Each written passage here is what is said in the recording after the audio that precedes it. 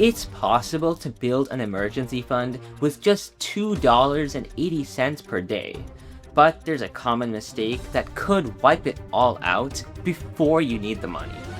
I passed the CFP exam at 16 and have helped millions improve their finances over the last 8 years.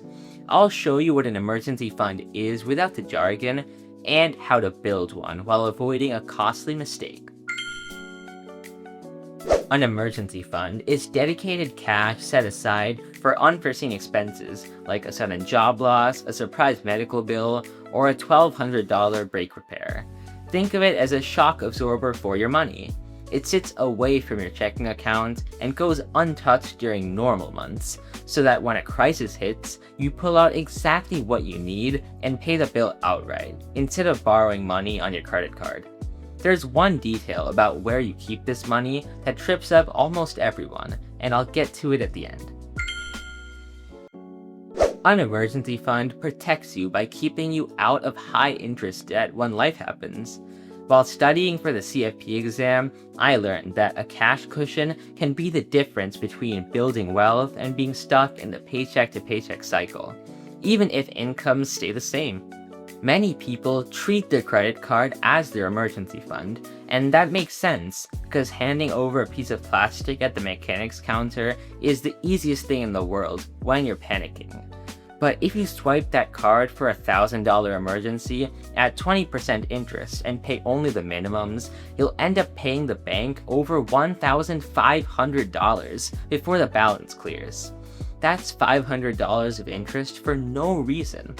Having money set aside is what protects you from that, but most people will target the wrong amount for their emergency fund. By the way, if this video is helping you, please like and subscribe. It helps more people find practical money management tips like these. Your emergency fund amount depends on your absolute minimum cost of surviving, so rent, basic groceries, utilities, and minimum debt payments. Pull up your last few bank statements and take out the fun stuff. That means no movies, dining out, or subscriptions. Remember that this is just your bare bones living expenses. An emergency fund should be able to cover you for 3 to 6 months, but don't just guess where you land in that range. 3 months is plenty when you're in a household with 2 stable incomes and low debt, because both of you losing work in the same month isn't likely. But if you're single, self-employed, working in a volatile industry, or living on irregular income, like from tips or commissions, then it should be closer to a full 6-month emergency fund. Say you spend $4,000 a month, but your bare bones expenses are $2,500. So for you, the emergency fund would be $7,500 to $15,000. Most people calculate their emergency fund based on their full salary and try to replace every dollar they spend, which turns an achievable $15,000 into a demoralizing $24,000. Remember, your survival number is the one that matters, not your regular expenses or your monthly take-home pay. The best way to start an emergency fund is by shrinking it down to something you can do this week. A good starter fund is an initial $1,000 buffer that covers the most common small disasters, and you should build that before you look at the 3 to 6 month goal. To hit $1,000 in exactly 1 year, you need to save $84 a month, which works out to just $2.80 a day. Set up an automatic transfer from your checking account into a high-yield savings account with an online-only bank, since they pay a much higher interest rate than traditional banks. Now, there's only one decision left, and this determines whether your emergency fund is available when you actually need it.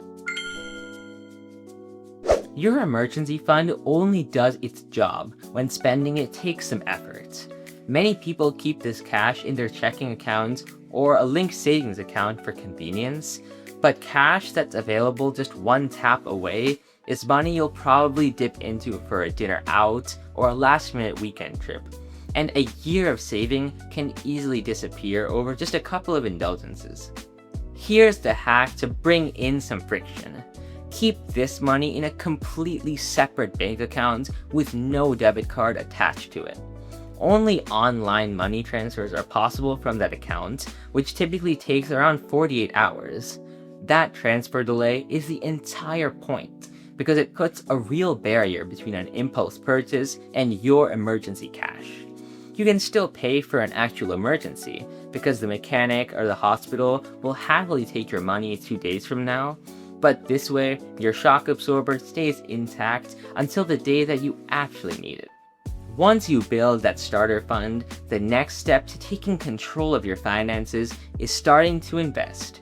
Watch this video for a completely jargon-free explanation of investing, so beginners like you can start growing their money without the guesswork.